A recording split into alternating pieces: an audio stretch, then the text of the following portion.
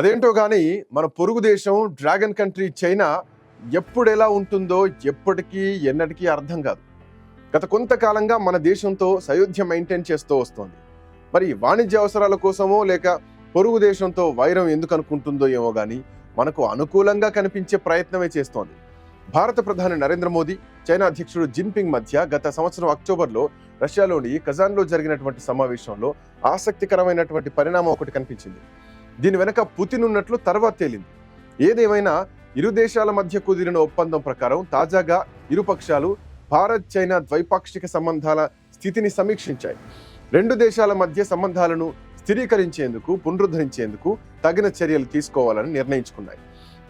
అందులో భాగంగానే కైలాస మానస్ సరోవర్ యాత్రకు కేంద్ర ప్రభుత్వం గ్రీన్ సిగ్నల్ ఇచ్చింది.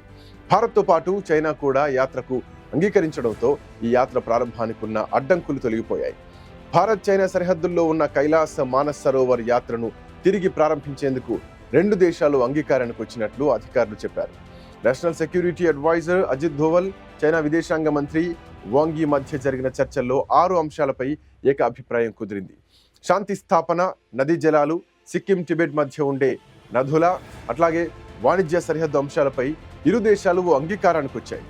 5 ఏళ్ల విరామం తర్వాత చర్చల్లో ఈ మాత్రం పురోగతి కనిపించింది.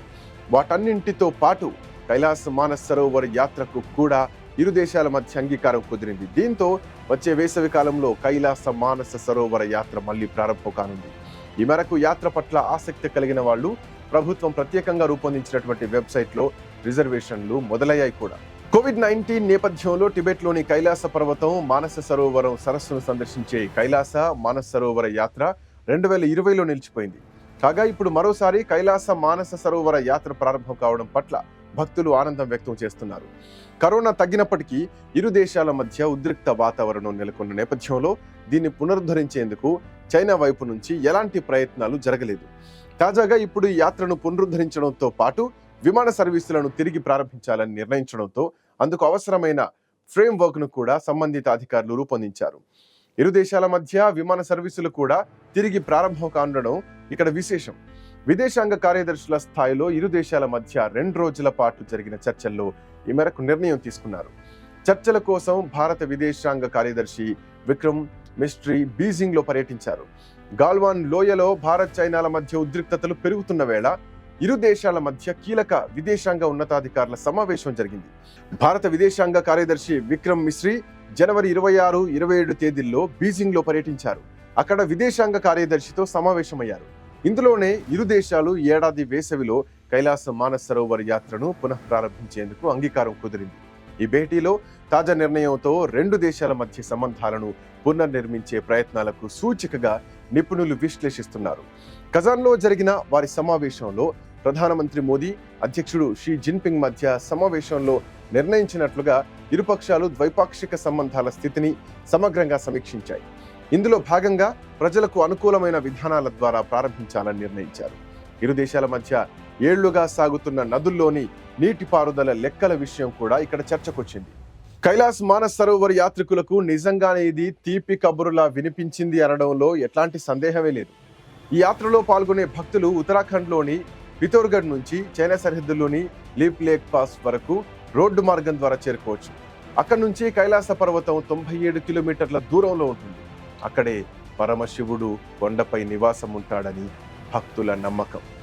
అందుకే ఆ కొండను ఇప్పటి వరకు ఎవరూ అధిరోహించలేదు. అక్కడ కాలు మోపితే పాపం అని భయపడతారు. అక్కడ రహస్యమైనటువంటి నగరం ఉంటుందని, ఎవరికీ కనిపించదని చెబుతూ ఉంటారు. నిజానికి ఈ యాత్ర లీపు సరస్సు ద్వారా 1981లో మొదలైంది. పితోర్గఢ్ జిల్లాలోని నావిదాంగ్లో KMVN హర్ట్స్ నుంచి భారతదేశం చైనా సరిహద్దులోని లీప్ లేక్ పాస్ వరకు నేరుగా రహదారిని నిర్మించే ప్రాజెక్ట్ ని బోర్డర్ రోడ్ ఆర్గనైజేషన్ చేపట్టింది. ఈ రహదారిని సుమారు 6.5 కిలోమీటర్ల దూరం నిర్మిస్తున్నారు. పవిత్రమైన కైలాస పర్వతానికి వెళ్లే భక్తులకు మెరుగైన మార్గం అందించే లక్ష్యంతో ఈ రోడ్డు నిర్మిస్తున్నారు. తీర్థయాత్ర, భౌతిక రవాణా సవాళ్లను పరిష్కరిస్తూ యాత్రికులు చాలా వరకు వాహనాల ద్వారా సౌకర్యవంతంగా ప్రయాణించవచ్చు. కొత్తగా నిర్మించినటువంటి రహదారి పక్కన ఏర్పాటు చేసే కైలాస వ్యూ పాయింట్ యాత్రికులకు అదనపు ఆకర్షణగా చెప్పుకోవచ్చు. ఈ వ్యూ పాయింట్ నుంచి భక్తులు కైలాస పర్వతంపై సూర్యకిరణాలు పడటం, బంగారు వర్ణంతో మెరిసిపోయే దృశ్యాలను వీక్షించవచ్చు. ఇది యాత్రికుల హృదయాల్లో ఆధ్యాత్మిక భావనల్ని పెంచుతుంది. మనం పోస్టర్లలో చూసే దక్షిణామూర్తి కైలాస పర్వతం దృశ్యాలు ఇక్కడి నుంచే ఫోటోలు తీశారు. గతంలో తీర్థయాత్ర కోసం 2 ప్రధాన మార్గాలు అందుబాటులో ఉండేవి. ఒకటి సిక్కిం మీదుగా, మరొకటి నేపాల్లోని ఖాట్మాండు మీదుగా ఉన్నాయి. 2 మార్గాలు వేటికవే ప్రత్యేకం. అయితే కాలినడకన ఎక్కువ దూరం ప్రయాణించాల్సి ఉంటుంది. ఆయా మార్గాల్లో కొంత దూరం వరకే వాహనాలన్నీ నడుస్తూ ఉంటాయి. మంచు కొండల మధ్య బంగారు రంగులు వెదజల్లుతూ దర్శనమిచ్చే ఈ భారీ కొండను సాక్షాత్తు శివుడికి మరో రూపంగా భక్తులు భావిస్తారు. సముద్ర మట్టానికి 21,778 అడుగుల ఎత్తులో ఉంటూ టెక్నాలజీకి, సైన్స్కు అందని అద్భుతం ఈ కైలాస శిఖరం. టిబెట్ భూభాగంలోని హిమాలయ పర్వతాల్లో తామర పుష్పం వంటి ఆకారంలో గల 6 పర్వత ప్రాంతాల మధ్య ఈ కైలాస పర్వతం కొలువై ఉంటుంది. కేవలం మరణం తర్వాత మాత్రమే పుణ్యం చేసిన మనిషి ఆత్మ ఈ కైలాసానికి చేరుతుందని నమ్మకం. ఎంతో విశిష్టతగాంచిన బ్రహ్మపుత్ర నది ఈ కైలాస పర్వత ప్రాంతంలోనే ఉండటం మరొక విశేషం. హిందువులు ఈ పర్వతాన్ని అత్యంత పవిత్రమైనదిగా భావిస్తారు. మానవ మేధస్సుకు అంతు చిక్కని ఎన్నో రహస్యాలు, అర్థం కాని విషయాలు ఎన్నో ఈ కైలాస పర్వతంపై ఉన్నాయని అంటూ ఉంటారు. కైలాస పర్వతం 4 వైపులా 4 రూపాల్లో కనిపిస్తుంది. అంతేకాదు 4 రంగుల్లోనూ కనిపిస్తూ ఉంటుంది. ఆశ్చర్యానికి గురి చేస్తుంది. దర్శనానికి వెళ్లే ప్రతి భక్తునికి ఒక విచిత్రమైన, అద్భుతమైన అనుభూతి తప్పక కలుగుతుంది. ఈ పర్వతం పరిసరాల వద్ద నుండి ప్రారంభమయ్యే 4 నదులు ప్రపంచపు 4 భాగాలకి ప్రవహిస్తూ వాటి దిశా మార్గంలో ప్రపంచాన్ని మొత్తం 4 భాగాలుగా విభజిస్తున్నాయి. పర్వతం చుట్టుకొలత దాదాపుగా 52 కిలోమీటర్లు. ఆరోగ్యంగా ఫిట్నెస్ కలిగిన యాత్రికులకు మాత్రమే అనుమతి లభిస్తుంది. ఈ పర్వతాన్ని ప్రదక్షిణ చేయడానికి కనీసం 3 రోజుల సమయం పడుతుంది. అందుకే ఆరోగ్యంగా ఉన్న వాళ్ళను మాత్రమే ఇక్కడికి అనుమతించడం జరుగుతుంది. ఈ కైలాస పర్వత పాదపీఠంలోనే మానస సరోవరం అనే మరో అద్భుతం ఉంటుంది. ఎంతో స్వచ్ఛమైన నీటితో ఈ మానస సరోవరం ఒక స్వచ్ఛమైన భక్తిని చాటి చెబుతుంది.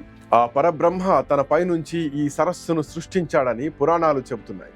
అంతేకాదు బ్రహ్మ ముహూర్తంలో ఆ పరమేశ్వరుడు ఈ సరస్సులో స్నానం చేస్తారని అంటోంది మరో పురాణం.